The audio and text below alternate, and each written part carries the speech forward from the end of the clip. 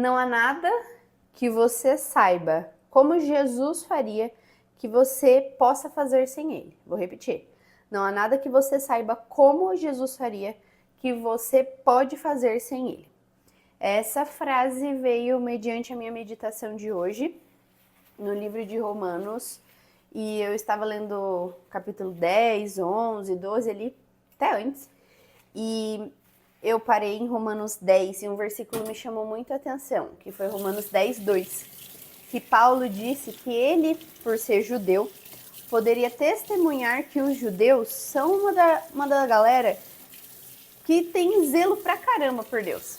Mas ele fala assim, é um zelo sem entendimento, Romanos 10, 2.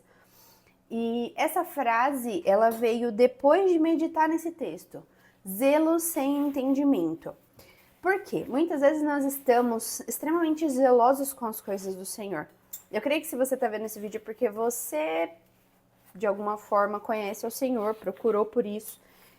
E a gente acaba tendo um tempo de caminhada, ainda mais pessoas com longos tempos de caminhada cristã, e a gente sabe alguns macetes, né?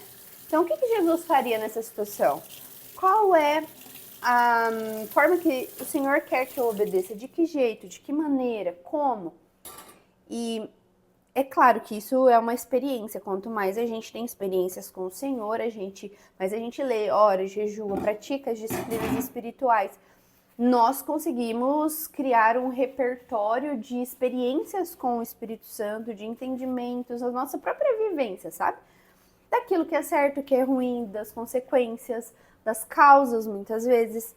E tá tudo bem, esse não é o problema. O problema é fazer isso sem Jesus. O problema é saber como fazer e querer fazer sem Jesus.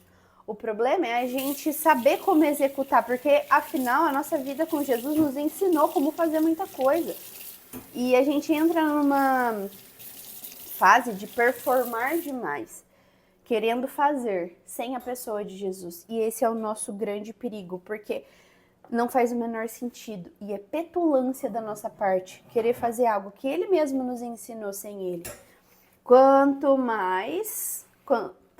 isso é mais ainda, mais agravante quando se trata da obra dele, da igreja dele, do ministério dele, daquilo que ele nos chamou para fazer nessa terra, na nossa igreja local.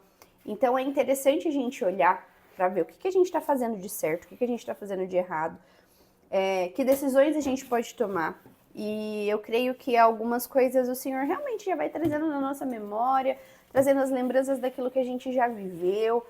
E o problema não é esse, o problema não é a experiência, porque se fosse assim, as pessoas que mais estariam agradando a Deus seriam as recém-convertidas, ó. Então eu não tenho experiência nenhuma com o Senhor, sou aqui totalmente dependente do Senhor porque eu vou aprender do zero. Mas se isso fosse verdade, não existiria amadurecimento espiritual, né? Porém, eu creio que conforme a gente vai ficando mais maduro na fé, a gente tem uma grande chance de se tornar mais petulante na fé também. E mais ousado no mau sentido, de achar que a gente sabe alguma coisa. E não só achar, de fazer as coisas sem Jesus. A obra é dele. O jeito que vai ser executado é do jeito que ele quer. É da maneira que ele quer. É da forma que ele quer. E não é só porque a gente aprendeu de uma vez, de uma forma, é que sempre vai ser daquele jeito. Então, isso não estou falando do que é certo e errado. Pecado é pecado. Pronto, acabou. Mas estou falando da nossa dependência do Senhor. Nosso dia a dia. Quando a gente passou por algum momento onde a gente teve dificuldade, teve problema, teve aflição e a gente estava ali buscando ao Senhor e o Senhor falou com a gente ouviu porque a gente estava sensível e a gente foi lá e aprendeu. E aí, agora que talvez não tenha essa mesma dificuldade, não tenha esse mesmo problema ou essa mesma aflição, a gente segue a vida como se a gente tivesse tudo bem, né? Porque a gente não tem mais uma dificuldade para buscar ele. Então tá tudo bem a gente ficar aqui só fazendo o que a gente sabe fazer, ler e orar.